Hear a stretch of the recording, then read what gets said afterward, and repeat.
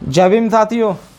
तो साथियों आज की वीडियो काफ़ी इंटरेस्टेड होने वाली है, काफ़ी बढ़िया वीडियो मैं आपको दे रहा हूँ और आपसे मैं रिक्वेस्ट करता हूँ इस वीडियो को फुल देखना, फुल वॉच करना, क्योंकि हम लोग अक्सर करके लोगों को समझाते हैं, बताते हैं कि शिक्षा का महत्व क्या होता है। तो रियल में हकीकत में शिक्षा का महत्व क्या होता है आज आप इस वीडियो के माध्यम से समझ पाएंगे। मात्र 14-15 साल के बच्चे ने शिक्षा का महत्व क्या होता है वो पूरी तरीके से झकझोर दिया है। यहाँ तक कि बच्चे से लेकर 60 साल तक के युवा, 60 साल तक के बुजुर्ग तक भी इसकी जो वाणी है उसको सुनकर एकदम चकित रह गए। यानी कि आप ये समझ लीजिए बाबा साहब के बारे में इतना ज्ञान कैसे प्राप्त हुआ। तो इस 14-15 साल के बच्चे को देखिए, पढ़ लिख कर इस बाबा साहब का इतना ज्ञान प्राप्त हुआ है। तो पूरा गौर से सुनिएगा, इस वीडियो में आपको ये वीडियो दे रहा हूँ, गौर से सुनिएगा, पूरा वीडियो सुनेगा दोस्तों। कैसे मेरे शब्दों में इतना जोर नहीं, पूरी दुनिया का इतिहास पढ़ा है हमने, मगर आपके जैसा कोई और नहीं, आपके जैसा कोई और नहीं। भारत में जन्मे महामानव, भारत को दिशा और दशा देने वाले भारत रत्न बाबा साहब डॉक्टर भीमराव अंबेडकर जी, शिक्षा के महानायक ज्योतिबा फूले जी, मनुवाद की रीढ़ की हड्डी को अपने जूते की नोक से ठोकर मारकर तोड़ने वाले साहब पेरियार जी, लंदन जाकर जनरल डायर के छाती में गोली मारकर